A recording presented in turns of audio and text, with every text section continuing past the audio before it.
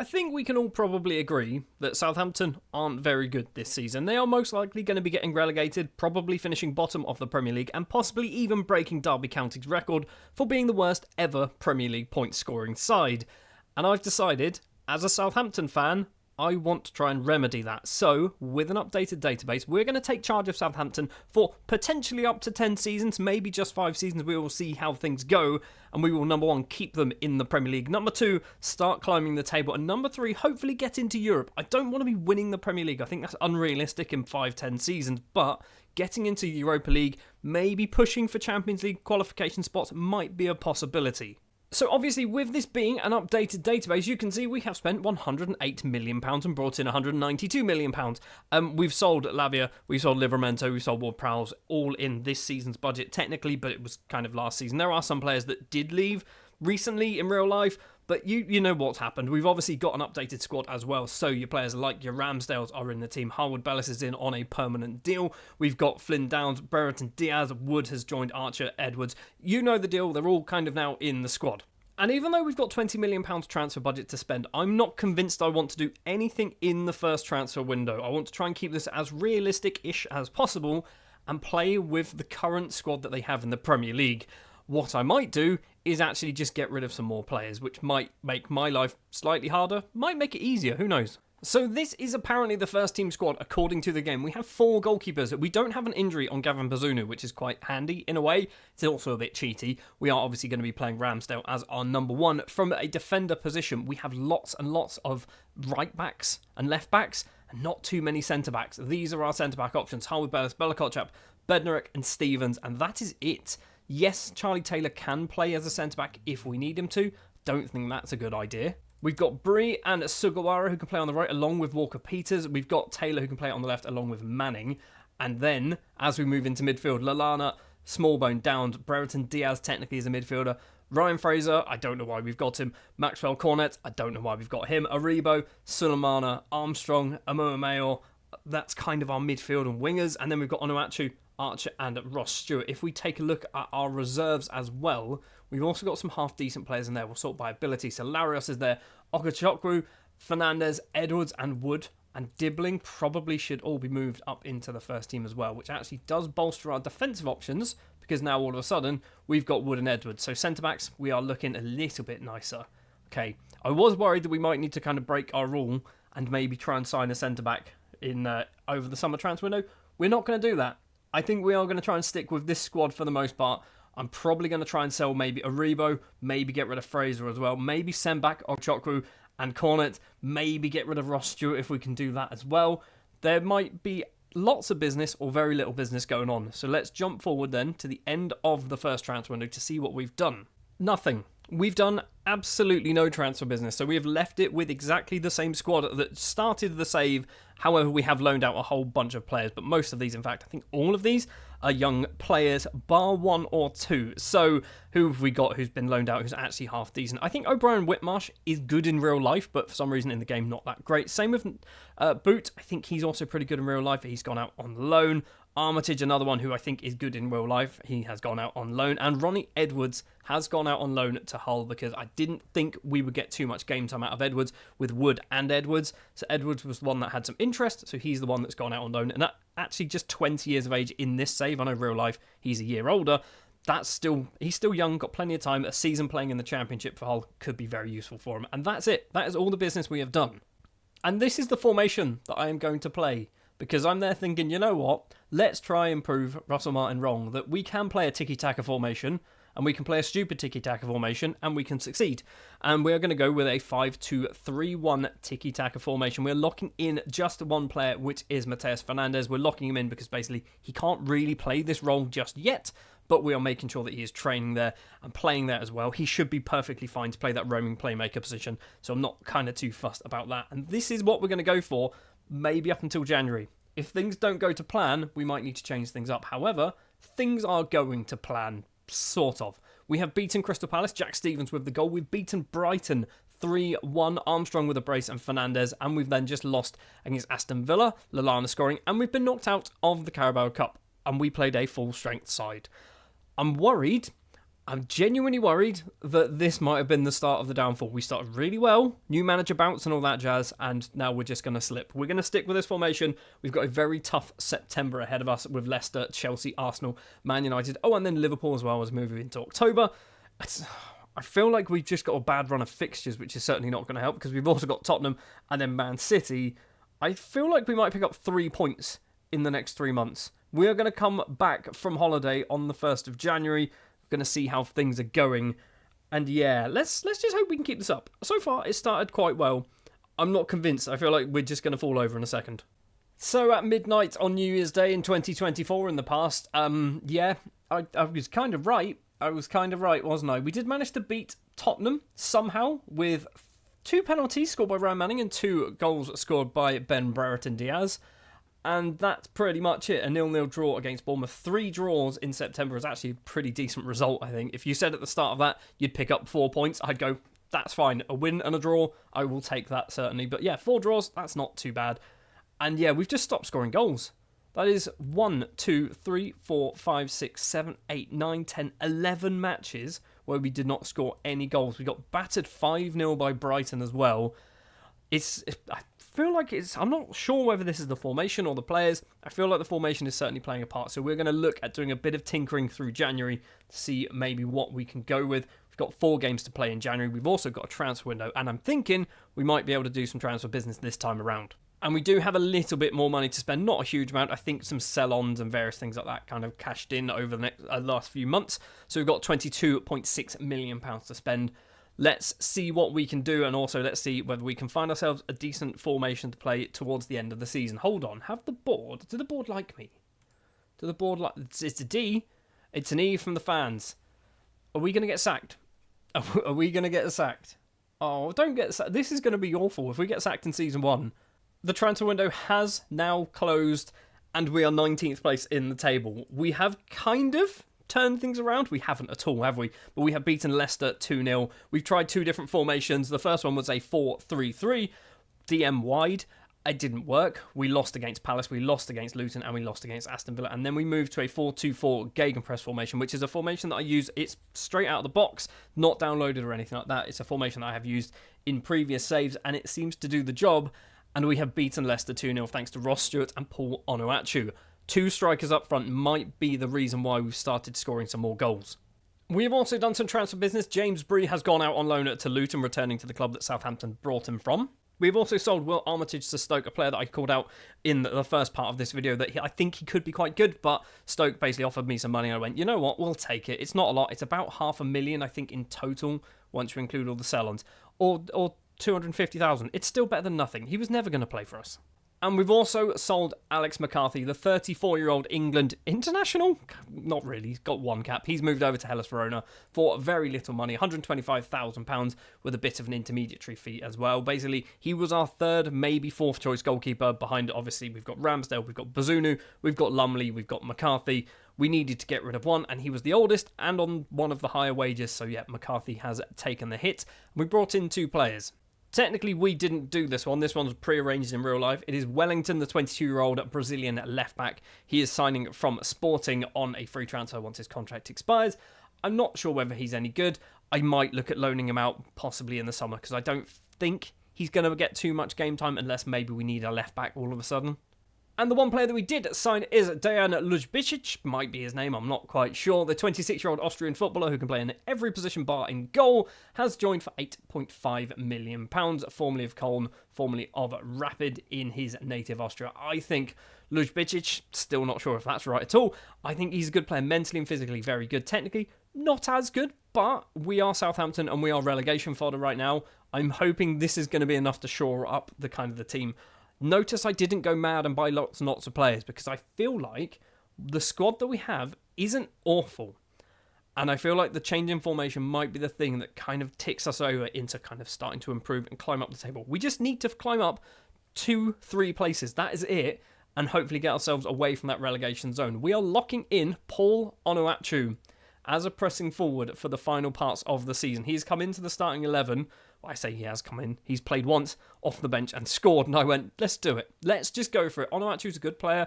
Played really well for Genk. Played really well for Midtjylland in real life. Also for, who was it? He was out on loan in Turkey last season. In real life, played really well there as well. So we're going to give Onuachu a chance up front. And the league table looks like this. So 3 points will be enough to move us out of the relegation zone on goal difference, assuming Everton and Wolves both lose their games. There is 6 teams in this relegation scrap. Brighton weirdly rooted to the bottom of the table. I do not understand how that's happening. If we can get out of the relegation zone, we've got half a season to do it, or just under half a season to do it. I feel like we should be able to. The board are still not happy with me. The supporters still not happy with me. The board as well, by the way, moaned about Sulemana and told me to drop him.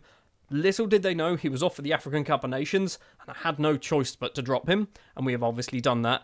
So, let's jump forward then to the end of the season. We've got a difficult February coming up. In fact, a very difficult February coming up. I think we've got a chance. We've got a chance. We can beat Fulham. We can beat Everton. We can beat Brentford. We can beat Wolves. We can beat Forest. We should be able to beat Bournemouth, maybe. Let's take that one out. Should be able to beat Ipswich. So what's that? 3, 6, 9, 12, 18, 21 points. If we can get 21 points, that will be enough to put us on. Not enough. 38. That might be enough. That might be enough to save us. Let's go forward to the end of the season, see how well we have done with the Southampton team, and have we managed to stay in the Premier League? I'm not sure how my maths was that accurate, but we have finished on exactly 38 points. We've moved up to 15th place in the league. We have not been relegated. Interestingly, Wolves, Ipswich and Everton have been relegated. Brighton, who were rooted to the bottom of the table, have clawed their way out of that relegation positions. Leicester have had an awful end to the season, but have managed to avoid it as well, basically because all the bottom 3, Everton, Ipswich and Wolves, all lost in their final game of the season, although Wolves looked like they may have been relegated for quite a while. How did we manage to survive then? So obviously, this is where we changed the formation to the 4-2-4. We managed to beat Leicester. We then drew with Chelsea. That's not a good month. We kind of expected that to not be a good month. But then all of a sudden, March was amazing. Beating Fulham, drawing with Spurs, beating Man City with an 89th minute Ross Stewart winner. That's something that I don't think will ever happen in a Saints shirt. Beating Everton, Onuachu on the score sheet there, so that is his 4th goal of the season by the looks of it at that point. Draw with Brentford, not ideal, but beating Wolves, losing to Forest and West Ham. I thought we might be able to beat Bournemouth, and we did. Onuachu once again, Brereton Diaz scoring the winning goal in the 49th minute, and then we also beat Ipswich thanks to a Ryan Manning penalty in the 69th minute. And that means we have managed to stay in the Premier League, and almost certainly the formation change has helped. If we have a look at the squad, look at goals scored. So Armstrong's there with 6. Oh, he's not a top scorer. Brereton Diaz is there on 9 goals. No penalties. 9 goals in all competitions. Adam Armstrong with 6 in all competitions. 5 of them in the Premier League. Ross Stewart scoring 5 as well in just 7 starts. Manning, all of his were surely penalties. They were 5 penalties scored out of 6. And Onuachu also finishing on 5 goals in 13 starts. We've got a goal scoring problem. That's almost certainly an issue. How did we do actually? I didn't really pay too much attention to this, but when it comes to conceding goals, we got a negative 21 goal difference. We let in 59. What does that mean? It's not good, but it's also not awful. It's certainly not the worst in the league.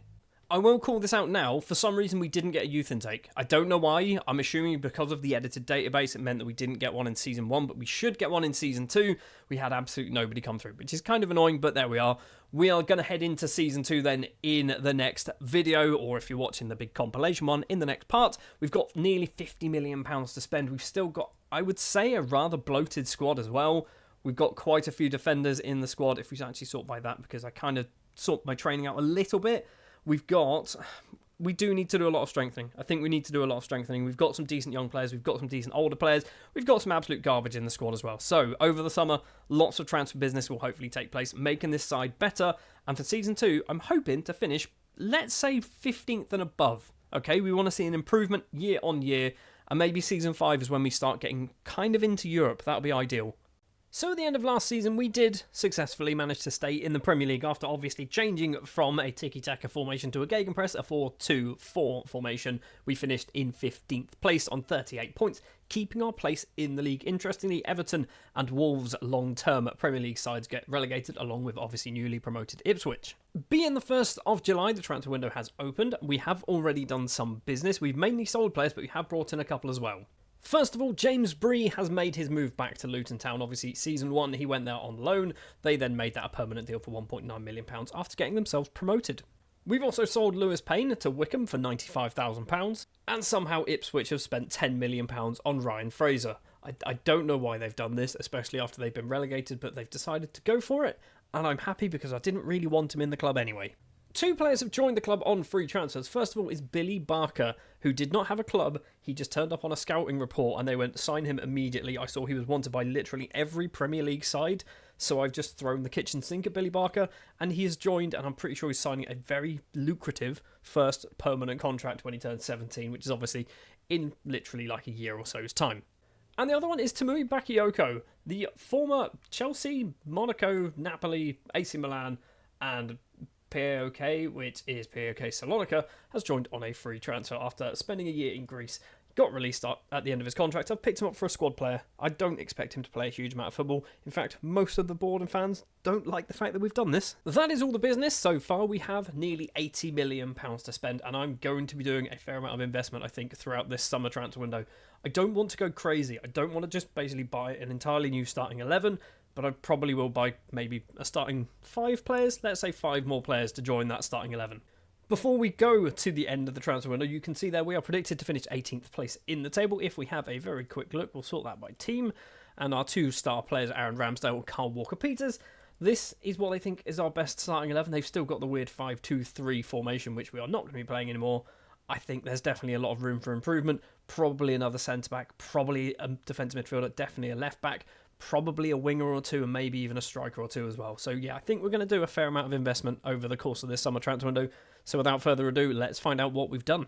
Well, on the 2nd of September, we've got £83.7 million to spend. So technically, we've made about a £3 million profit, but what have we actually done? We've brought in £61 million, but we have also spent £66 million, which doesn't make any sense as to why our transfer budget is higher than what it was before. But anyway, Nico Lawrence has left the club, signing it for Blackburn for not a lot of money, 95, potentially going up to 140. Charlie Taylor has moved over to Italy, signing for Cagliari for £1.2 million. We did actually have to use an intermediary to get rid of this one. I basically wasn't going to play him. Will Smallbone, a similar situation. He's moved over to Spain to sign for Deportivo La Coruña, I believe, for £1.7 million. And the big one, Aaron Ramsdale's gone. Yeah, Aaron Ramsdale has moved over to Saudi Arabia. We kind of really didn't have too much choice but to accept this one. £54 million, potentially going higher. It says 57. I think it's actually potentially going up to about 60 odd million pounds once you include various other fees that we should get, but we haven't got at the moment.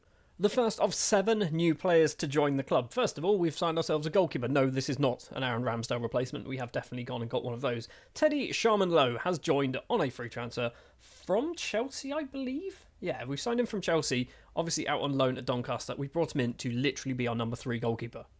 For £6.25 million, we have signed Max Kilman from West Ham. Obviously, moved over to West Ham in real life for far too much money, and we've picked him up for an absolute bargain. I just don't think he's as good as he perhaps is in real life when it comes to Football Manager attributes. I'm not even convinced he's going to play a huge amount for us, but for just under £7 million, I think that's a good bit of business. Next up, we move over to German defence midfielder Nicholas Dorsch, who we have signed from Heidenheim, 26 years of age. He's going to obviously be playing predominantly as that defence midfield role. Mentally, look at those numbers. Lots and lots of greens, lots of high yellows as well, 15 and all the sorts of numbers like that. He's only cost us £12 million. I think that's a very good signing.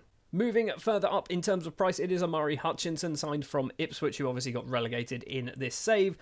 His season's been odd because obviously real life he had a season on loan at Ipswich and then signed for Ipswich on a permanent deal. He's literally not played any football and nearly £40 million has been spent on him. I brought him in to be a kind of rotation winger. He can play on either side.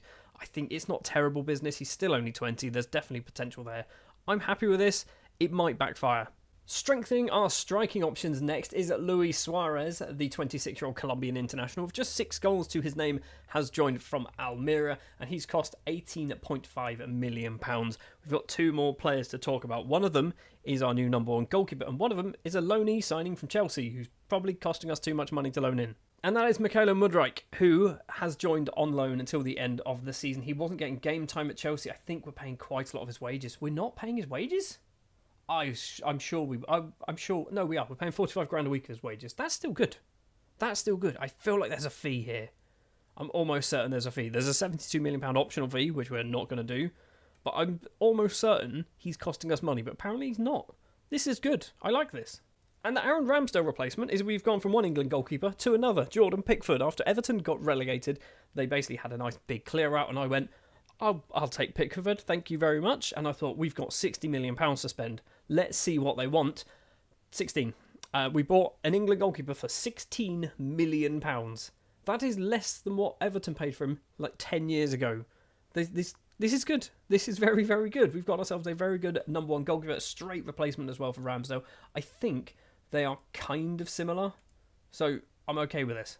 Not only did we sell a whole load of players, we have loaned out a lot of first-team players as well. Joe Aribo going to Cagliari, Adam Armstrong to Everton, Juan Santos to West Brom, Wellington to Birmingham. We've got this man, Dibaga,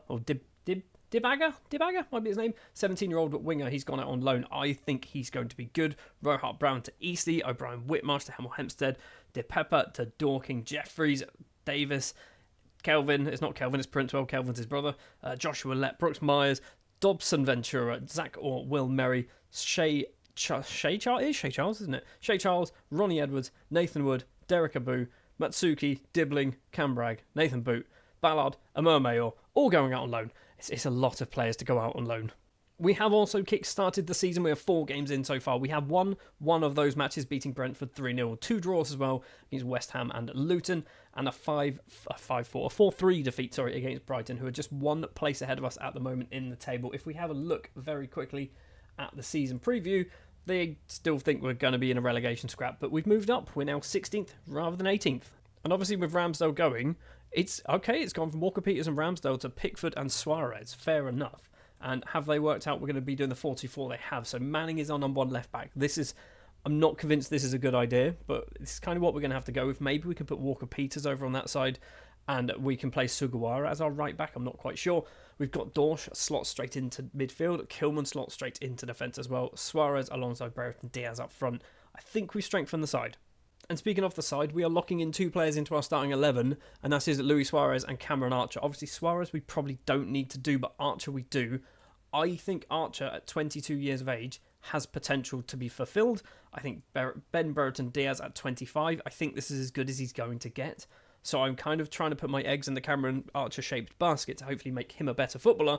Maybe Brereton Diaz moves on in January or even at the end of the season. We will see what happens. We're now going to jump forward then to the 1st of January, see how well things have gone on in the Premier League at the start of this season. We are going to probably get knocked out of the Carabao Cup against Barnsley, and obviously the FA Cup will not start for us until January anyway. So let's jump forward to see how things go, and maybe we might also have a couple of new signings joining on the 1st of January as well. Starting off then in competitions, we did manage to get past Barnsley in the Carabao Cup, beating them 2-0 away from home, but then we lost 3-0 against Tottenham in the second round, or 4th round for us technically, and yeah, we've been knocked out of the Carabao Cup. Currently, it looks like it is Spurs versus Liverpool and West Ham versus Arsenal in the semi-finals. In the FA Cup, we have a nice winnable match up against York in the 3rd round, so that should be nice and easy getting through to the 4th round. And in the Premier League, we are currently sat 11th place in the table, right in the middle of it. I'm kind of okay with this if we finish here. This is obviously a good season. I want to finish 15th or above. Just year-on-year improvements. That's what we want to be aiming for. I do just want to have a look at the fixtures, though, to see what's really been going on. So we had a terrible month in October, losing all 4 matches, obviously 3 League Ones, scoring twice, but both of them coming against the Aston Villa side, who also scored 5 against us, which is not ideal. We started to turn things around. A good win against Man United, a decent win as well against Leeds, a very good win against Arsenal, a very good win as well against Brighton, although I feel like Brighton are doing okay. Were they not doing badly last season, or am I thinking of a different team? I mean, it's okay. I'm kind of happy with this. Things seem to be going all right. Looking at the squad as well, sorting by goals, Suarez has got 13 and Cameron Archer has got 7. I have removed Archer, by the way, because I'm thinking I might drop Archer and just let them decide, because it might be Archer might be the one to go for. Obviously, if we look down the bottom, we've got Onuachu, we've got Archer, we've got Ross Stewart, we've got Brereton Diaz who can play there. So we've got plenty of options who can play up front. And I'm thinking locking in Archer, whilst he's got 7 goals and 4 assists, might not be the best use of our players for our squad.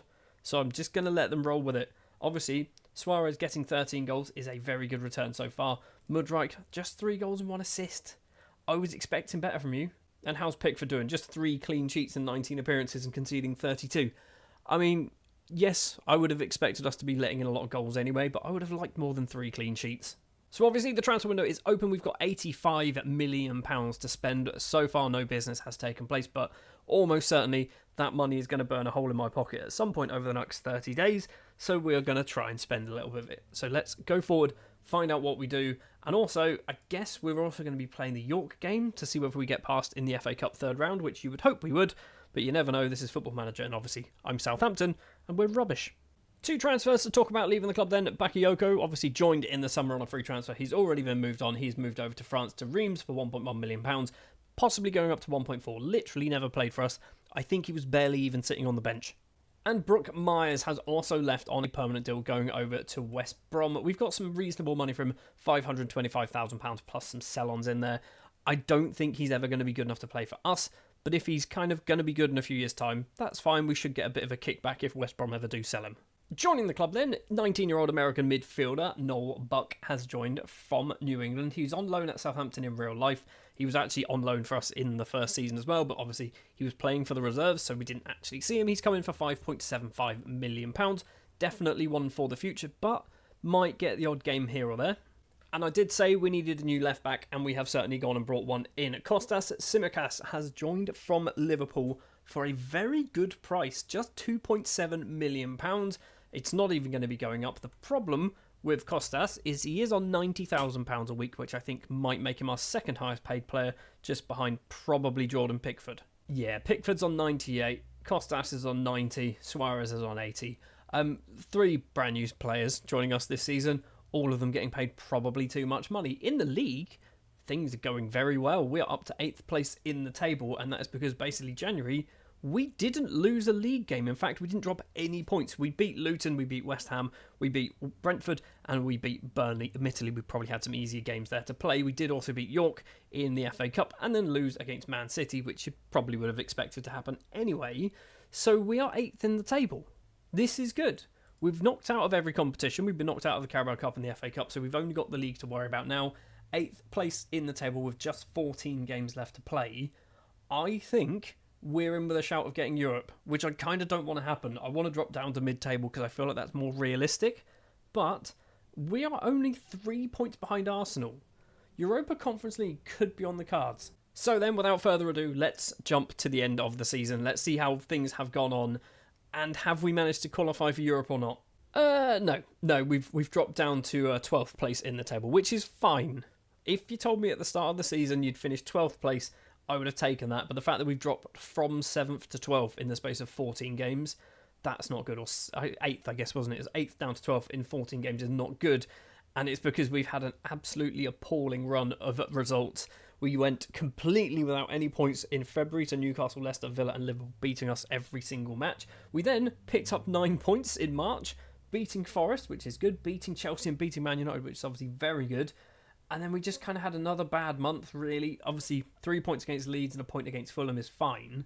But in the last 2 months, in the last 7 games, we picked up 4 points. That's not good enough. That's certainly not good enough, and that would explain why we have dropped down to 12th place. Was it a fairly sharp drop? Not really. It kind of... I'm okay with this. This is fine. If this happened to Saints in real life, I'd be very happy. So the new signing, Luis Suarez, then, is our top goal scorer of the season with 17 goals in the league, 21 in all competitions. He is wanted. Who wants him? Wolves, Al Ali and Al Ittihad. He does have a minimum fee release as well of £35.5 million, which, to be fair, if someone triggers that, I might be okay with that. Considering we bought him for 18.5, we're pretty much doubling our money. Cameron Archer was actually our second top goal scorer with 10 goals. Did he sort of... Obviously, we pulled him out in January. He was still getting the odd bit of game time, mostly coming off the bench for a few kind of maybe half, maybe 30 minutes sort of thing. He was getting full games as well. So this seemed like a sensible thing to do. To take him out of the squad, I'm okay with that. You can see that Adozi, Brereton Diaz, Mudryk is all getting 5 goals. Not a lot of goals coming from anywhere else. Ross Stewart scoring 4 in 16 substitute appearances, did not start a single match. When we go by assists, we've got Ben Brereton Diaz with 11. That's a lot. That's a lot of assists. I'm assuming you played on the wing. You didn't. You played up front and got 11 assists. That's ridiculous. Sugawara as well, getting a lot of assists, 8 in total. I think he would have played on the right wing, maybe right back occasionally. Yeah, so I'm guessing once they signed Kostas Tsimikas, they put Tsimikas in left back, Walker Peters in right back, which meant Sugawara ended up being a winger, which in real life he's not playing there as a winger for Saints, but fair enough, why not? Walker Peters only getting 4 assists. That's not a lot of assists. Certainly not a lot of assists, but we do have a lot of assists kind of going all around the team by the looks of it. And I did think this might happen. Yeah, Max Kilman, obviously we signed him, and he didn't start a single league game. He only started an FA Cup game, which I'm assuming was probably the one that we lost. And then, 3 off the bench. So Kilman might not have been the best signing at all. Before we end this season, I just want to have a quick look. So we have a feeder club over in Turkey and a feeder club over in France. These are all the Sport Republic teams. I think there's 3 in real life, but we've only got 2 in this game. Göztepe managed to loan 4 players from us. Cam Bragg, Nathan Wood, Don Ballard and Derek Abu. I just want to see, did they get game time? So Abu got 17. He's not very good, and I'm surprised he got 17 games. Don Ballard got 36 playing up front over in Turkey. I'm happy with that. Nathan Wood as well. He managed to get 35 league games under his belt, getting valuable game time. And Cam Bragg in midfield, he looks quite good. Problem is, we don't play central midfield, we play defence midfielders, so maybe we need to retrain him and then send him out on loan somewhere else next year.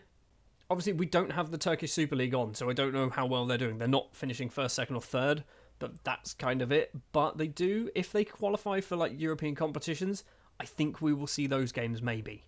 The other team that we obviously have is Valencians, and we loaned them, I believe, 3 players. So yeah, Zach Orr, Matsuki, and Will Merry. Will Merry played a lot of games off the bench. He needs some first team football. Matsuki, he's all right, isn't he? He's not great. He actually spent season 1 out on loan at Göztepe. And Zach Orr playing in defence, getting a decent amount of game time, but I just feel like he's not good enough. He's 21. This is kind of the attributes of an 18, 19-year-old. I think if you're going to be good, you need to be better than that at 21. So that's going to do it then for Season 2. We have managed to survive a second year in charge of Southampton, a second season in the Premier League. Season 3 then is going to be another season of obviously trying to build this squad. Financially, we've got £93 million to spend. We've also got a fair amount of deadwood in the squad that I want to try and shift on some of that. We might have a £100 million transfer window coming up in the next season. That could be quite interesting. Season 1 in the Premier League with Southampton, we did manage to finish 15th place in the table, surviving and not being relegated. In season number 2, we leap up all the way to 12th place in the table, finishing just behind Manchester United. And then in season 3, which we'll be beginning today, we are aiming for the top half. I think 10th and above is going to be a very good season. Maybe we have a chance of possibly getting into Europe, but obviously that's going to depend on various other things like FA Cups and stuff like that. If we can finish in the top 10, that's going to be a very good season. Already on the 1st of July, the transfer window is open. 3 players have left the club and 2 players have joined. Brandon Charles is the first one to leave the club. He has moved over to Cardiff on a permanent deal for free. Technically, there is a sell-on in there for some money if he gets any good. I just don't think he was ever going to play for us. For potentially £6 million, Leeds have picked up Jack Stevens, the now 31-year-old English centre-back. He's moved over for 4.9, going up to maybe £6 million. He did play 38 times for us last season, but we should be replacing him throughout the summer window. And for arguably too much money, Everton have picked up Adam Armstrong. He was there on loan last season, and they've paid £28 million after he played just 9 matches, because there was a clause in there that was optional, but not optional, it was mandatory if they got promoted back to the Premier League from the Championship, that they'd buy him for £28 million, which they have done, which is too much money, and I don't care because we've now got that money. Joining the club then, like I said, 2 players have already joined, one of them on a free transfer, and that is Jadel Katongo, who is a 20-year-old English defender and right back by the looks of it, maybe a midfielder if we need him. He's come in from Manchester City after his contract expired. A few clubs were after him, and I went, I'll bring him in. He's probably going to go out on loan to Göztepe over in Turkey for a season. And the other player to join is Joris Chotard, a 23-year-old French defence midfielder signed from Montpellier for £14 million. He's come in, I think, technically a few days ago because the window opened like on the 26th. But it's weird. It counts as last season, but it isn't. I think this is a good signing. I think he's a very good player to come to us. I think we do need some more decent defensive midfielders. He's also young, which also helps a lot as well. Financially, we've also got nearly £100 million to spend. Wage budget, we don't have a huge amount, so probably some of that £100 million will get shifted about into our wage budget. But right now, I think we're pretty good. And what I do to just kind of work out where I think we might need to strengthen our side is I always have a look at the best 11 based on our formation that we play. And I think centre-backs, we've got Kilman and we've got Bednarek, both of them on 3-star current ability. Defensive midfielders, maybe we've just signed Chotard, so maybe we were kind of okay in that position. We've also got Mudryk.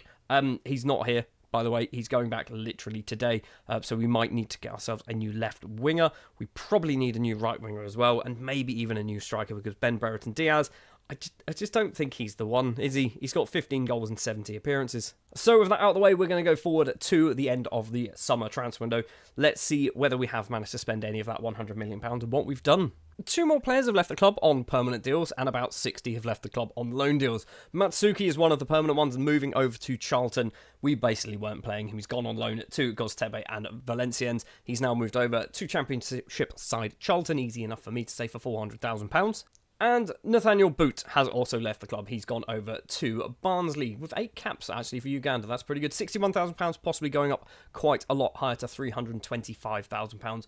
I think he's one for the future, possibly in real life, maybe in the game as well, but I don't think we're ever going to get that out of him playing for Southampton in this save anyway. 5 players have joined the club in total. It's not a lot, or 5 more players, sorry, have joined the club, but we have spent £66 million so far this transfer window, apparently. Martin Vitek, the 22-year-old Czech central defender, has come in, and this is the, weirdly, I can't believe I'm saying this out loud, this is the Jack Stevens replacement. He's a lot better than Jack Stevens, and he's only cost £13 million. I think this is an absolute bargain for a 22-year-old centre-back who is this good. We've also brought in Mudryk on a permanent deal. He went back to Chelsea after his loan expired. They transfer listed him for £24.5 million, and I went, you know what? He was pretty good last season. 28 appearances in the league, 4 goals, 2 assists, a 6.84 rating. Let's spend a bit of cash. Let's bring him into the club. Still only 24 as well.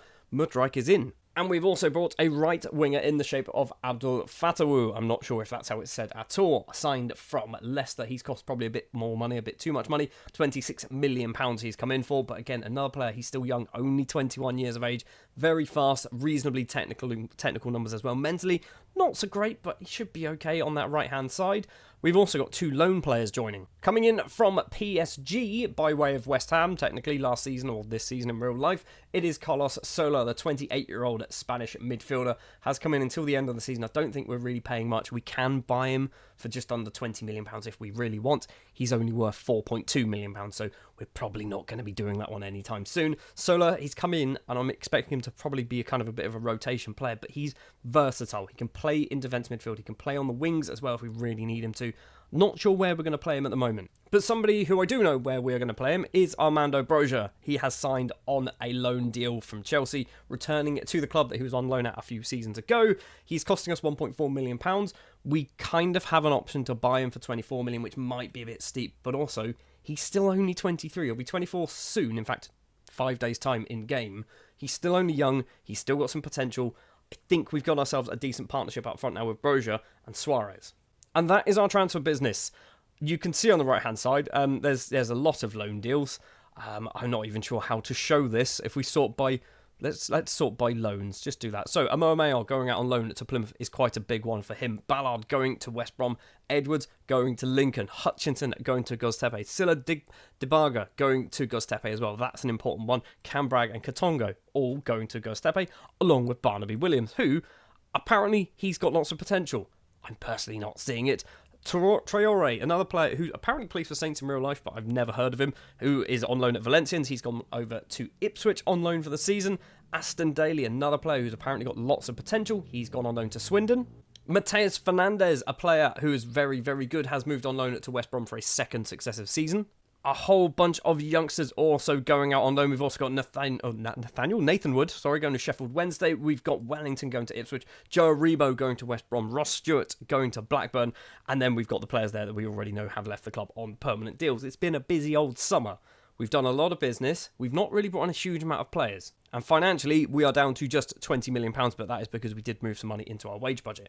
Something else that happened over the summer is because I had some really good success with sending players out on loan to Göztepe and Valenciennes to a lesser degree, we've gone, let's find ourselves another team in mainland Europe who we can send players to hopefully develop them, and that is FC Rapid from Romania. They have been selected, and I've kind of in my head said that they've joined Sport Republic. They haven't, but this is what I'm saying is we've all got the same board at this point, so I can now send players on loan to FC Rapid as well. So far, nobody wants to go there. So as the season has already kicked off, we've played just 3 matches. We have won one of those matches, beating Fulham 3-1, but we have also lost twice against Tottenham and Norwich. I am, by the way, recording this the day after Southampton got absolutely battered by Tottenham. So yeah, that's actually a good result, although it was away from home. From a starting lineup perspective, then, we are sticking with the 4-2-4 DM wide gegenpress straight out of the box, and we are locking in one player, and that player is Rudy Barr. Rudy Barr came through our youth intake last season, and Rudy Barr's already very good at football, and he's only 16 years of age. He's worth £31 to £49 million. He's played every single game for us so far this season. He's not doing amazing. He's on a 6.6 average rating for the league, a 6.7 from the one Carabao Cup game that he played, and we did win, by the way.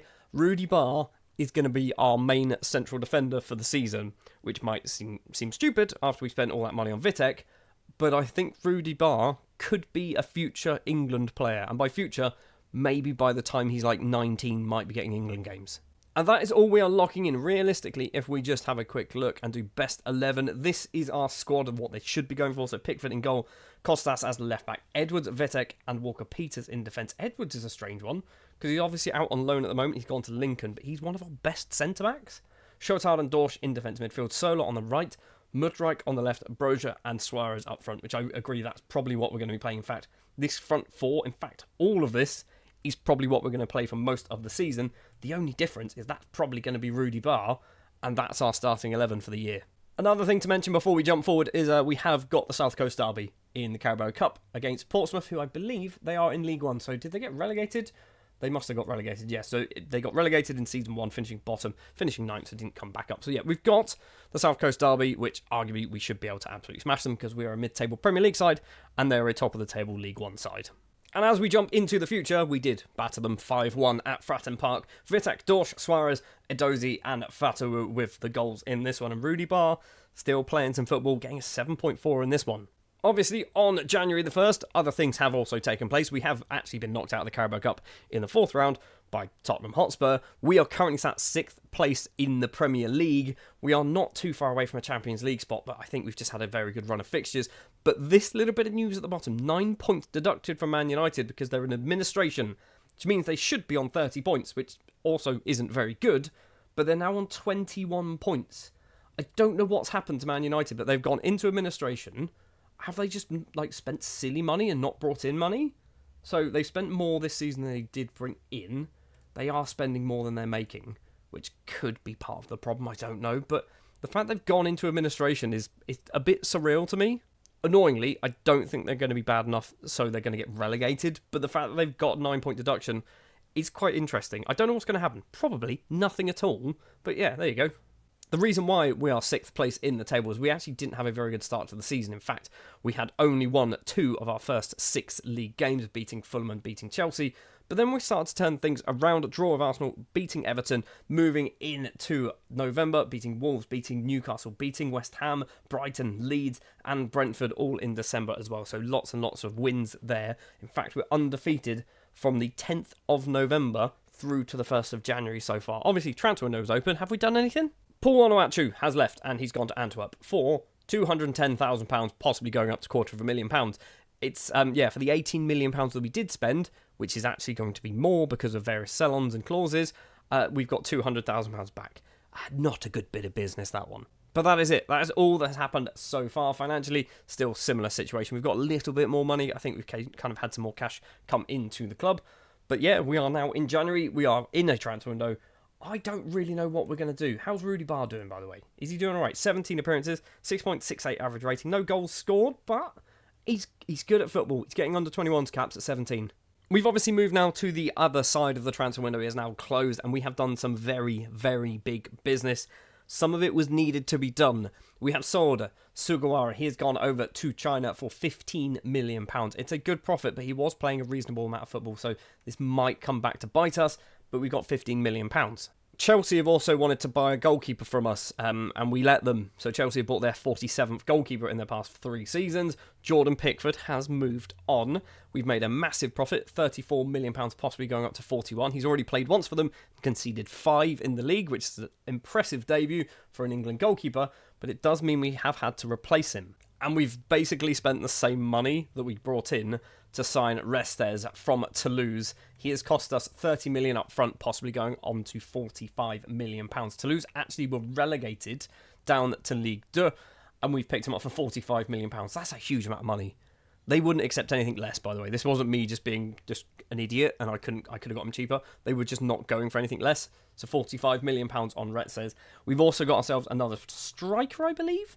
It is a striker, kind of winger as well if we need him to be. It's Nelson Viper, or Viper, not sure, 20-year-old German, signed from Mainz. He's come in for about 15 million pounds, 14.25 to be exact, playing and scoring lots and lots of goals in Bundesliga 2, 13 goals scored. But yeah, Nelson Viper has joined. I did want to sign him in the summer, but I couldn't because he was injured, so I had to wait until January, basically.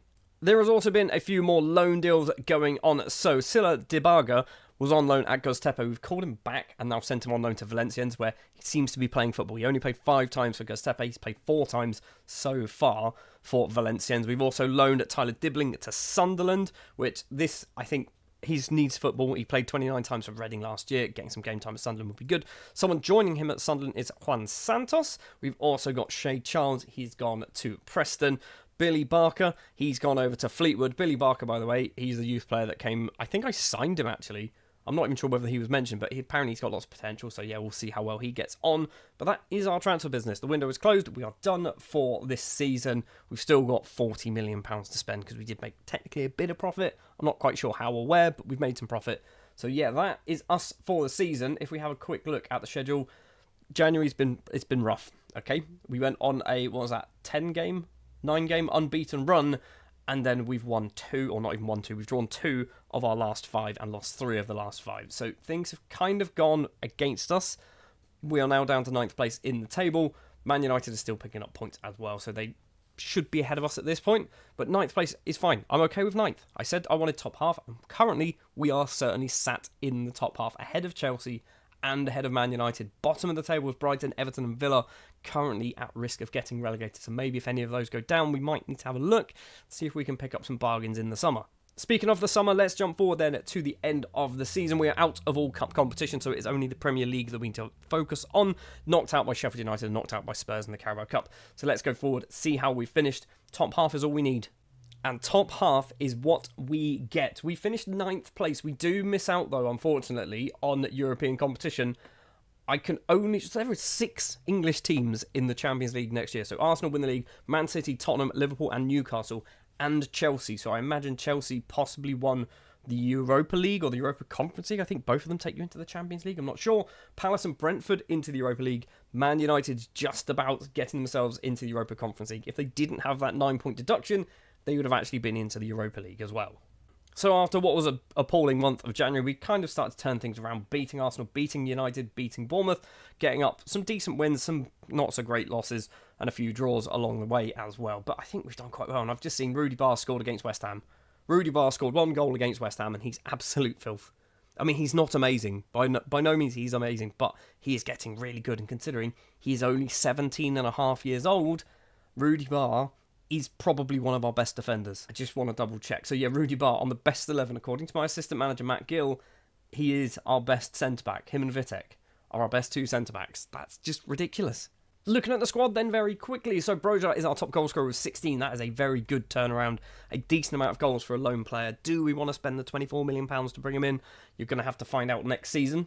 Luis Suarez had a lot of interest in him through January, which I was very tempted to sell him. He's picked up 10 goals and 10 assists. So once again, another good year for Suarez. Sola gets 6. We've got Brereton Diaz also picking up 6. 5 goals for Fatawu, who only started 17 games, but picking up 5 goals is pretty good. Vitek getting 4. Mudryk getting 4 and 4 assists. Adozi getting 4. Sulemana getting 3. And then a whole bunch of players getting just 1 goal. Rudy Barr being one of them. I do just want to double check, are the board happy with me? They should be fine because obviously we're going upwards, but I don't really pay too much attention to this. As long as you're winning, they can't really fire you, even if you're going against what they want you to do. And finishing 9th place is pretty good. They only really want us to basically play attacking football, high-tempo football, sorry, and don't sign old people, which we are doing that, and we are trying to use players from our youth system, Rudy Barr being a prime example of that. The supporters are also okay with me. They want a little bit more. They want entertaining and attacking football, which is fair enough. They want us to get the better of Portsmouth if we happen to play against them. Reserving judgment. We literally played them and beat them 5-1 at Fratton Park. But okay, fair enough, ignore that. And finished mid-table, which they were also reserving judgment for, because we've literally done that. Saints supporters are weird, and that is true in real life as well. So, Season 3 out of the way. We have finished 9th. We're not in Europe, but next year, maybe next season, Season 4, is where we can break into the top 8 and get ourselves some European football. I think realistically, we should be getting European football next season with some sensible business over the summer. Maybe we need to bring in a striker. Maybe Broja is that striker. We will find out next season. The steady climb of this Southampton side since League One has been quite good and quite impressive. I think 15th place in Season 1, moving up to 12th in Season 2, moving up to 9th in Season 3. In Season 4, then, we are looking to break into the top, let's say, 7. Ideally, maybe a bit higher. But if we can get into a European qualification position, that is where we need to be aiming for. On the 1st of July, we have got about £60 million to spend. We would have had more, but we've done a fair amount of transfer business already. So let's take a look to see what we've done. Leaving the club then, Joe Aribo, he is left on a free transfer signing for West Brom. Ross Stewart has also left on a free transfer signing for Sheffield United. Ben Brereton Diaz has moved over to Saudi Arabia for £23 million. Flynn Downs has moved over to Norwich for £4.2 million. And Taylor Harwood-Bellis has moved over to Birmingham for £8.5 million, possibly going up to 11. Joining the club then, we have signed Christian Gorieb from Everton on a free transfer. He's one for the future, obviously. Lucas Canizares has also joined on a free transfer, formerly of Real Madrid. He's a decent backup goalkeeper. I don't know whether he's any relation to the Canizares, the former, I want to say Valencia goalkeeper? Am I thinking that right? I don't know if he's a relation. I'm going to assume he is because he's a goalkeeper, Spanish, and called Canizares, but he's come in on a free. So has Albert Sambi Lakonga. He has also joined on a free transfer, formerly obviously of Arsenal. He actually spent last season out on loan at Burnley. We've picked him up. He's going to come in as a bit of a fringe player. Not expecting huge amounts, but he's a decent footballer. And we did pull the trigger, signing Armando Broja on a permanent deal for £24 million. I think this was sensible. Last season he did very well for us, scoring 14 goals, 7 assists just in the league alone. He got 16 in all competitions. 24 million might be a bit steep, but he's only 24. He's hopefully going to improve as well, and in fact, he's already our best striker. But that's our transfer business. We've had a very busy summer on the 1st of July already. In fact, a few of these technically came through yesterday. So Aribo was yesterday, Broja was yesterday, Gorieb was way back on the 9th, and then a few more of these were also way back in the past as well. So Harwood-Bellis and Flynn Down. So we've had a busy summer so far. We've got 50 million still to spend. This is what they think is our best 11, which I'm kind of okay with. But looking at some of the positions, and by some, one of them stands out to me, and that is Fatawu on that right-hand side. Do we need to bring in a new right winger? Do we need to bring in a new defensive midfielder, maybe to replace Chotard or Dorsch? Probably not. I think we've got ourselves a good squad. Realistically, any transfer business that we do this summer will be replacing players that we lose and not trying to strengthen. I think we've got a pretty strong squad now. So, without further ado, let's jump forward then to the end of the summer transfer window. What business have we managed to do? I'm going to say that we've definitely brought in somebody we probably didn't need. We have sold £146 million worth of players. We're going to have to fly through this. Obviously, we've got the Brereton Diaz is part of that £146 million. Bella Kotchap is a player to leave the club. He's moved over back to Germany, to Freiburg, for just under £1 million. Sulemana has gone over to Saudi Arabia for nearly £13 million after all the inclusions are kind of added up. Luis Suarez has left the club, signing for Aston Villa for £30 million. That was his minimum fee release, by the way. Ronnie Edwards has moved over to Fulham for £6.75 million.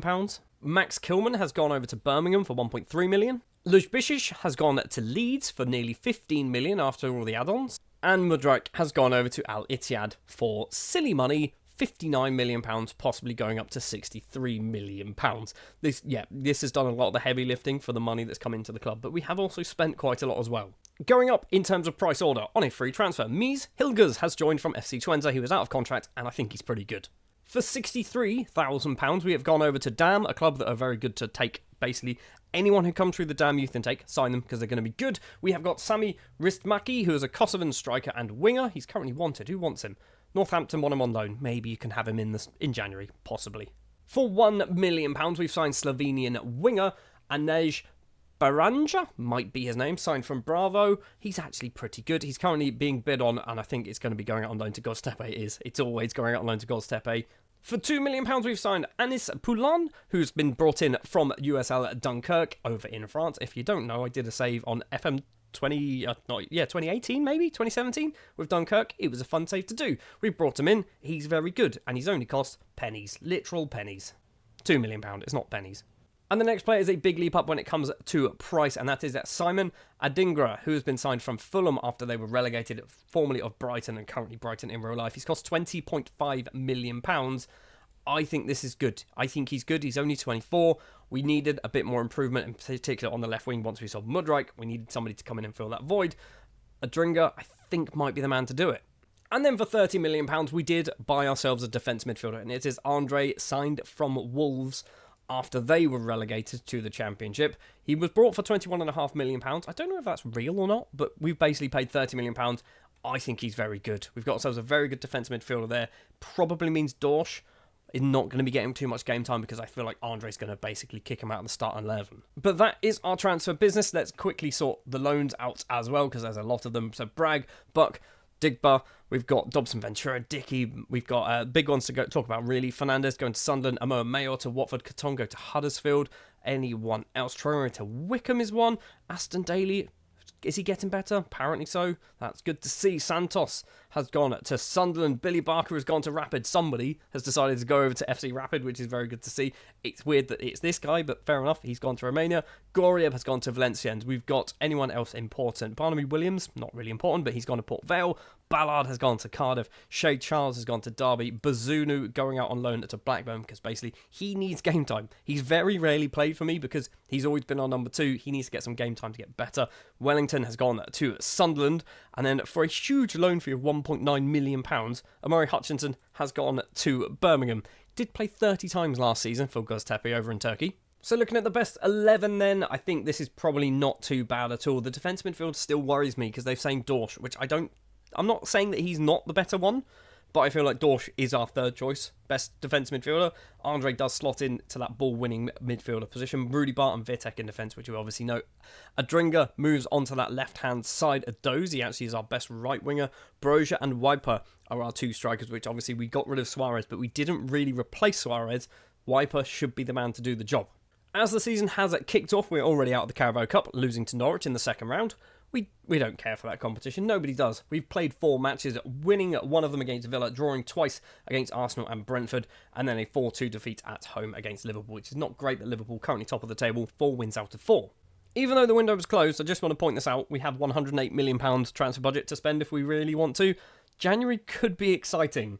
Speaking of, let's jump forward and see what happens on the 1st of January and see how well we do in the league. I'd like to do alright in the FA Cup. I want a decent cup run, because so far, we're just focusing on the league, doing alright. Maybe now's the time to try and win a cup as well. Fully aware of the irony of saying that after getting knocked out in the second round of the Carabao Cup by Norwich, but still. So on the 1st of January, we have not bought any new players into the club just yet. We are currently sat 8th place in the table. Nobody's left either, by the way. 8th place in the table is 3 points behind Newcastle, who occupy one of those European spots. 8 wins. Any good ones in there? Beating Man City is a very good win. No, nothing else is really kind of a surprise. 6 draws, the draw against Arsenal, probably the biggest one there, and then 6 defeats against teams you'd expect us to lose against realistically. We do also have now £119 million to spend in this transfer window. I don't know whether we're going to do that, but the money's definitely burning a hole in my pocket. I want to spend that money, but I don't know what on. Maybe we ask the board for a new stadium or an expanded stadium. Possibly that's the way to go. Because the 32,384 seats at St Mary's, I don't think is big enough. Are we selling it out? I mean, we should be able to see. We sold out against Liverpool, nearly against Birmingham, nearly. We're getting close. I mean, not against Burnley there. We're not even getting close, actually. Maybe they don't want to do that. Anyway, let's jump forward then to the end of the transfer window. Let's see if we have managed to spend any of that £118 million. Well, looking at the finance screen, we've now got £98 million. We may have spent 20 million. Let's see what we've done. First of all, we sold 2 players. Nathan Wood has left, signing for Luton for not a lot of money at all, £225,000. And Jaden Moore has moved over to Birmingham for £1.8 million. 2 youth players have joined the club. Aaron Evans, first up, 19-year-old Welsh defender, signed from Marine, formerly of Liverpool. He's come in for £4,300. Arguably, we should have just picked him up on a free at the start of the season. I didn't know I was aware of him. And then my scouts turned up through January and went, sign him. So I went, okay, and £4,300. It's nothing. Also, a youngster is Matthias Skibber, who is an 18-year-old German winger and striker, signed from Bochum, going out on loan to Valenciennes in France. He's cost £135,000. I think this is a good signing, obviously one for the future, but he's not too bad now. Could probably get the odd game if he didn't go out on loan. And the one player we did sign, we technically don't need, although we might need him because we might be losing a player possibly in the summer. Manu Sanchez, 26 years of age, Spanish left-back, signed from Vigo for £23 million. He's probably going to be our new number one left-back, and you might be wondering, what's happening to Costas? Nothing, technically. So Costas basically has said that he does not want to sign a new contract. He's got a year and a bit left on his deal. I have tried to sell him, and by tried, clubs came in for him, and he didn't want to sign for them, which is why I had already basically agreed the deal to sign our new left-back. Costas was in talks with, I believe, clubs in Saudi Arabia as well, which is just madness that he didn't want to go there because money normally is the massive driving factor when it comes to football manager transfers. But yeah, Costas didn't want to go. We would have got around £35 million from him as well. We're going to have to try and sell him in the summer if we can. And just a quick check of our best starting 11 then. I don't think anything has really changed at all.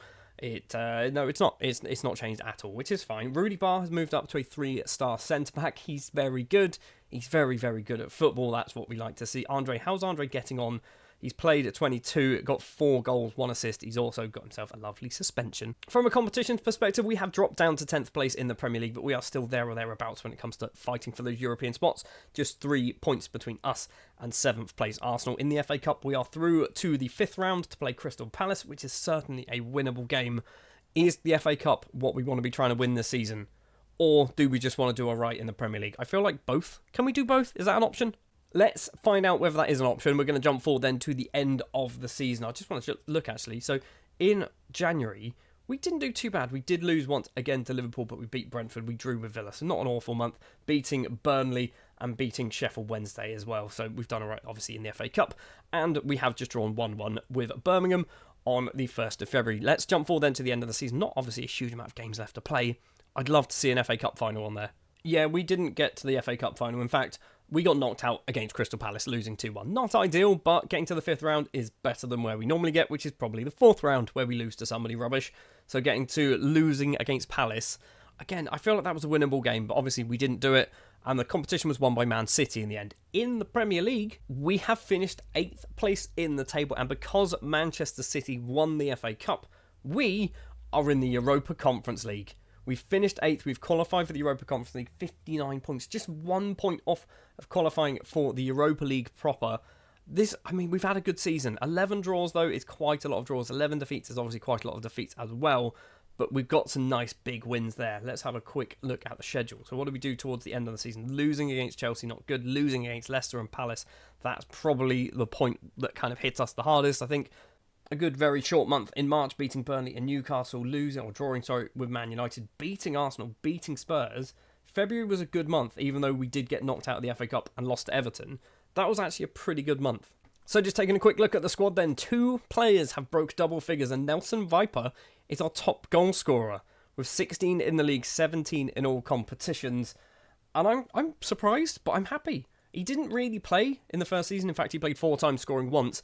Then Suarez left. Viper stepped up to the plate. He did, scoring 16 league goals. Brozier, similar season to last year by the looks of it, playing a lot of games, obviously scoring, in fact, almost identical season. Played 1 extra match, but got 1 less assist. So it's not bad. I'm okay with that. £24 million might have been a bit steep.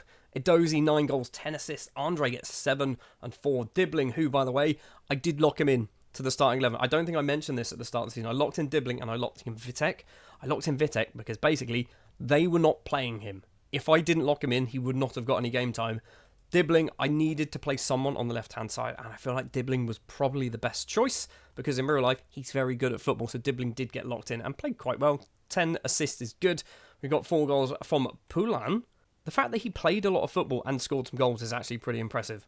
Just want to have a quick look as well. Another player that I did lock in and change my mind halfway through the season was Juan Larios, because he wants to leave the club, and I don't think he wants to sign a new contract. No, he's basically decided he wants to leave. I was desperately trying to keep him in the club because basically if we sort by this, we've got Walker Peters and Larios as our 2 right backs, or left backs, and I kind of wanted to keep Larios. And he decided it's our right backs, isn't it? And he was like, no, I'm not doing it, I'm leaving. So I was like, fine, go. We've got Walker Peters who's still here. but I'm not. I feel like we might need a new right back for season 5.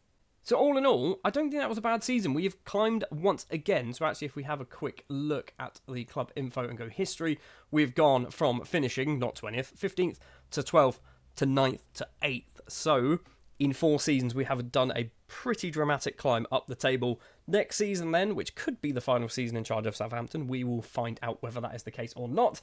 We are looking to qualify for Europa League. I would say Champions League, but I feel like qualifying for the Champions League in 5 seasons is a bit ridiculous. I don't think it's anything that's likely to happen in real life, and if it does, it's more of a fluke. We're doing a nice steady climb, but that's going to do it then for Season 4.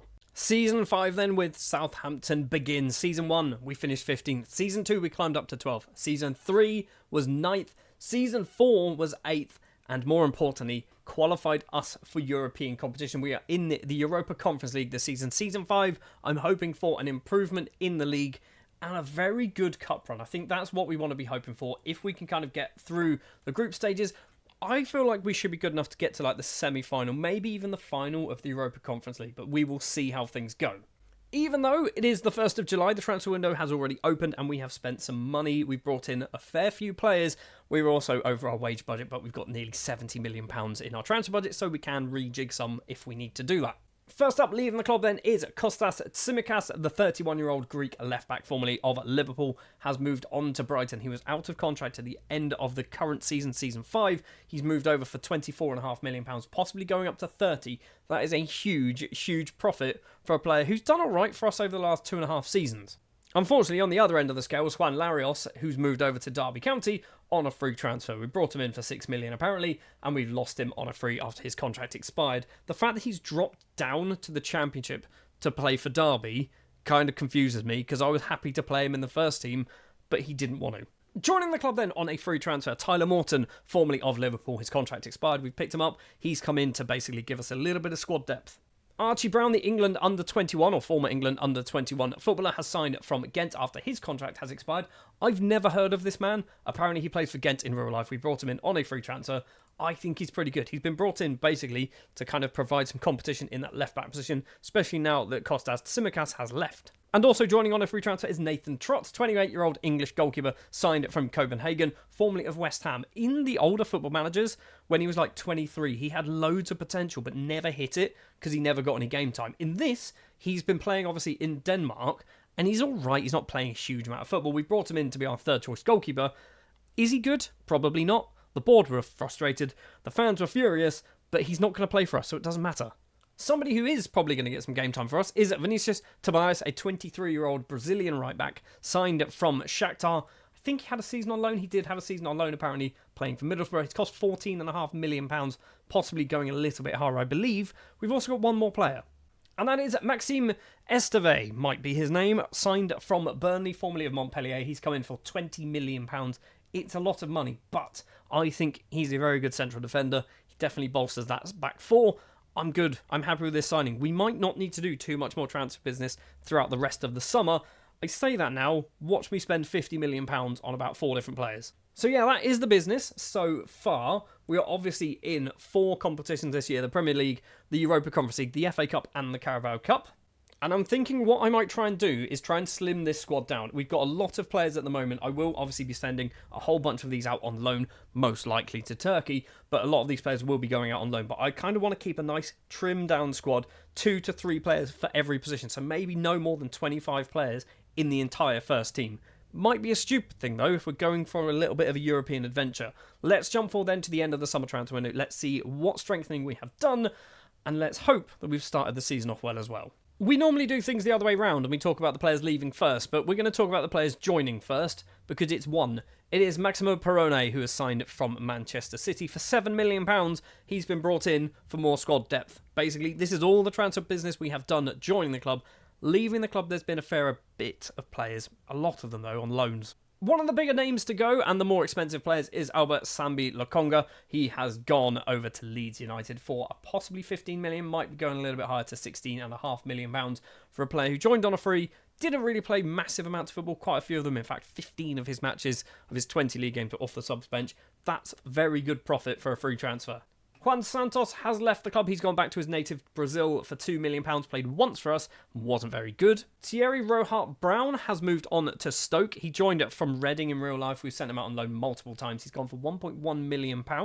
Abdul Halim Okonola Matthews, sure, that's easy enough for me to say. He has moved over to Swansea for just under £1 million. Tevin Myers has moved over to Bournemouth for probably too much money, if I'm honest, for £5.5 million, possibly going up to £6 million. They must know something about him that I don't know, because I think he might have potential, but he's just not improving.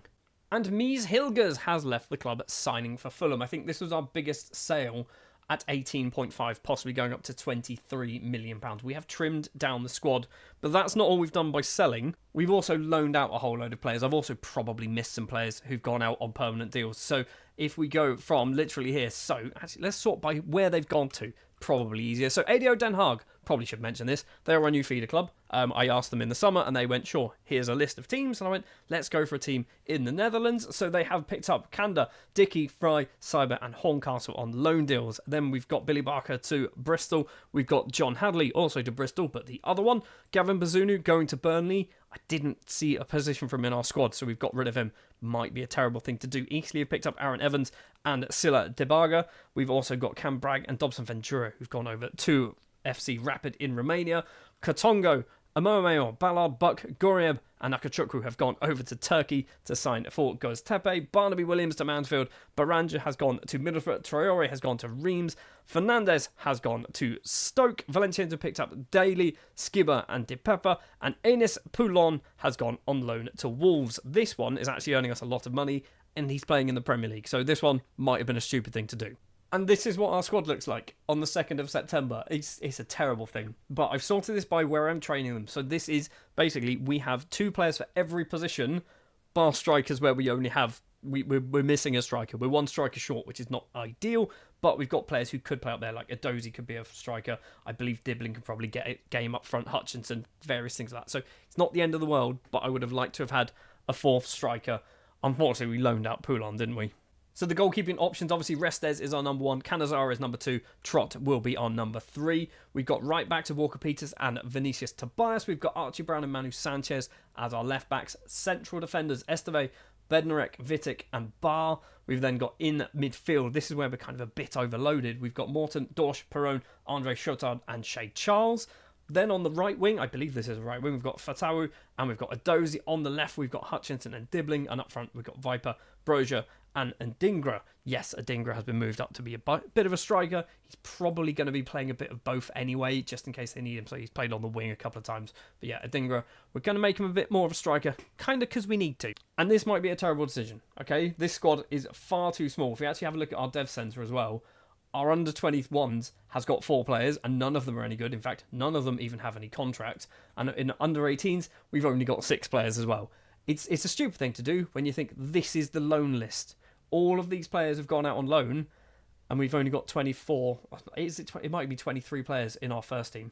But let's not worry about that. Now let's worry about that when we get to January, and we might need to start recalling people. In the Premier League, we have started okay, I guess. We've got a win against Leicester, we've got a draw against Forest, and 2 defeats against Fulham and Arsenal. In the Europa Conference League, obviously, we have not kicked things off just yet, but we are into the group stage in the FA Cup as well, have not kicked things off. And in the Carabao Cup, we've been knocked out already by Chelsea in the 3rd round, a 2-1 defeat. But it's Chelsea, you kind of have to expect that. So you've probably already seen anyway, but these are the players that we're locking in for this season. So Vitic will be locked in defence because basically he doesn't always get put in there, and Dibbling will be playing on that left-hand side, which I don't know whether this is a good idea to lock in Dibbling anytime or now, but we're going to do it because I feel like Dibbling needs to get some more game time. He needs to improve, and the only way he can really do that is by actually playing. So let's jump forward to the 1st of January. Let's see how the start of the season has gone, and let's see whether basically not having a big squad might have been a bit of a problem when it comes to Europe. Yeah, it might have been. It might have been. 20 games in, so just over the halfway point for us. We've got 5 wins. West Ham, Spurs, Brentford, Newcastle, and obviously that Leicester win. 4 draws, all of them 1-1s. Everton, Leeds, Wolves, and Forest, and then 11 defeats. And they're all, I mean, some of them aren't awful. Like 1-0s here or there, but then we've got a 6-0 against Man City, 4-0 against Liverpool, 4-0 against Man United, 3-0 against Liverpool. The 1-0 against Fulham, we arguably shouldn't have lost that one considering they're down in 18th place. It probably wasn't the best decision to go with a small squad and try and basically fight on 2, maybe 3 fronts if we include the FA Cup. However, in the Europa Conference League, we have won the group. We've won 6 out of 6. We've beaten Dundee United, we've beaten Beta Jerusalem, we've beaten PAOK, Zrinski, we've beaten Red Star, and we've beaten Victoria Pilsen of Poland? Is it Poland or Czech Republic? I think it's Czech Republic, isn't it? And we've won the Europa Conference League. Well, the group, anyway. And we've got Charlton in the FA Cup, which should be a winnable game. So, this is kind of a bit of a swings and roundabout situation. We're not doing so well in the Premier League. We're doing very well in the Europa Conference League. We're not doing well in the Carabao Cup. We haven't really done anything in the FA Cup, have we? Are the board frustrated with me? This is the worry. They're satisfied. The supporters aren't satisfied because they want us to finish in the top half of the Premier League. Now, hear me out. Would you rather finish 14th in the Premier League and do really well in Europe, win a competition, win a trophy, win the FA Cup, win the Europa Conference League, or would you rather finish 9th and win nothing? I think the worry that I've had kind of has been shown here. So of the squad, everyone has played at least one game, bar Shea, Charles, Morton and Trott. Charles is our 4th choice ball-winning midfielder. Tyler Morton is basically kind of a similar situation when it comes to a deep line playmaker. So makes sense that they haven't played. Esteve's only played 4 times off the bench, which is a bit weird. Archie Brown has only played 15 times, all of them off the bench. I feel like we're forcing, or not forcing, but we're picking players maybe when we should be trying to do a bit of rotation. Obviously, Dibbling and Vitek will not be rotated, but I feel like players like Chotard should be playing some more games. Brown should be playing some more games, starting more games in particular. Anyway, transfer window time. Nothing has happened just yet. It is midnight on New Year's Day. We've got £104 million to spend. I think we might go and spend some of it because I feel like if we want to basically do well in the Premier League and maybe we can win the Europa Conference League, we might need to just basically get a little bit more depth in our squad. So let's jump forward to the end of the transfer window and let's see what we've done. 2 players have gone out on loan. John Hadley has gone to QPR. Not that this really makes any difference now. And Amari Hutchinson has gone to West Brom. That's right, I've made this squad even weaker by getting rid of another first-team player. I have loaned in Luke Gillum from Crystal Palace. Basically, I kind of went, we need a bit more backup up front, so let's just get anyone in who can kind of do a job off the subs bench if we need them to, and then I've dropped him to the under-21s. And that's because we've gone big and brought in 2 very, very good footballers. Anthony Gordon, first up, 26 years of age, signed from Newcastle. We brought him in for 15.75, possibly going a little bit higher, I believe. He basically wasn't getting any game time at Newcastle. He's obviously a left winger and can play on the right. Does this mean Dibbling might need to get dropped from the starting 11? Possibly, just to give Gordon the chance to get some game time. And I think this is probably the first unrealistic transfer that I've done in this Southampton save. We've signed Lamine Yamal. And we've signed Lamine Yamal because he was out of contract in the summer and he's only cost us £22 million. We could have technically got him on a free if we waited until the summer, but because I think we're going to end at this save after Season 5, I wanted to get him in now. So £22 million for Lamine Yamal, this quality and ability is probably too good to turn down. I think we might need him to be a striker. I think we might need to retrain him to be a fully fledged striker, and that might be what we're going to do. And just looking at our squad, you can see it's a little bit bigger. Probably bigger than the 3, or technically 2, new players that have joined it, because we have recalled a whole bunch of players. Christian Goriev has returned from his loan at Göztepe because he's a good footballer and we're going to get him a bit more game time. Tyler Morton's obviously still here. Who else have we recalled? It's a couple of other people. Billy Barker is one. He was out on loan at Bristol City playing lots of football and we've recalled him.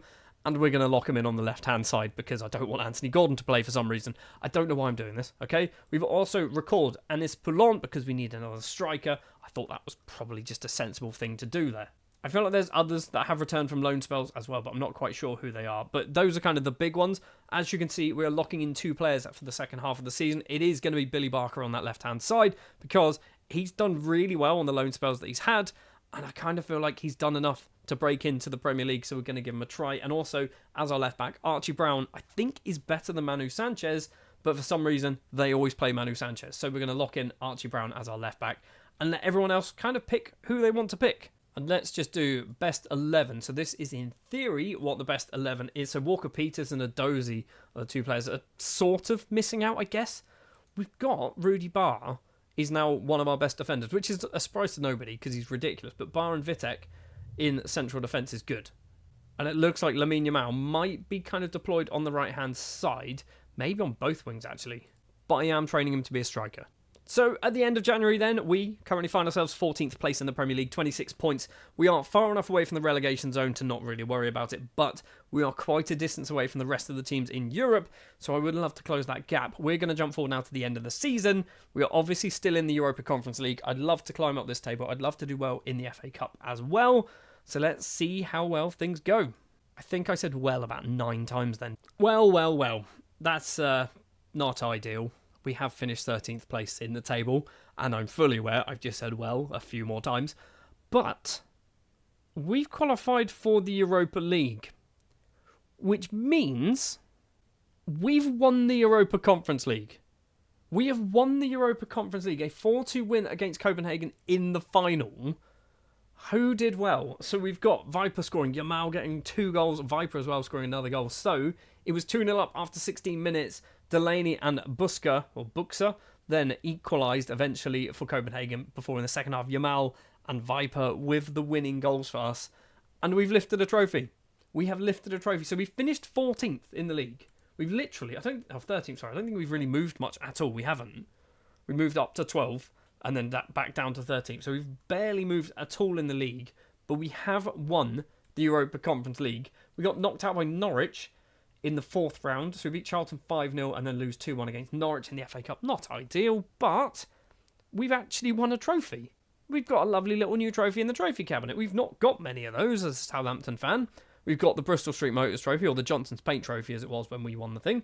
League One, we've got the FA Cup, and now we have a Europa Conference League as well. So just taking a look, Lamine Yamal then scored a total of 14 goals in all competitions, 6 of them coming in the Europa Conference League, obviously 2 of them in the final. I did actually change it so Yamal was locked in to be our striker for the second half of the season as well, because I feel like I just wanted to play in there, and he loves to score braces, doesn't he? 2 against Chelsea, 2 against Everton, 2 against VfB Stuttgart, 2 against Palace, 2 against Copenhagen. Nelson Wiper actually finished as our top goal scorer with 17, although again 6 of them coming in the Europa Conference League. How did Billy Barker get on? He's damaged his cruciate ligaments. Great. So we played 9 times for our scores, twice got a goal, got an assist, as well. 1 in the Conference League, 1 in the FA Cup, and 1 in the Premier League. Archie Brown, after getting locked in as our left back, did literally nothing. No goals or assists in the league. Maybe this wasn't a good idea. Our top goal scorer for the final season was actually Armando Broja, then 18 goals in all competitions. Just 2 assists. Does not want to help anybody else, does he? But 7, only 7 in the league.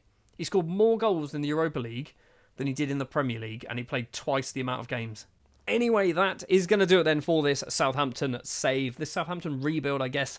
Thank you very much for watching. If you did enjoy, do please remember to leave a like. Subscribe to the channel if you are new, and we will have another one of these, I think, before FM25 comes out in early 2025. Thanks for watching, and I'll see you in the next one.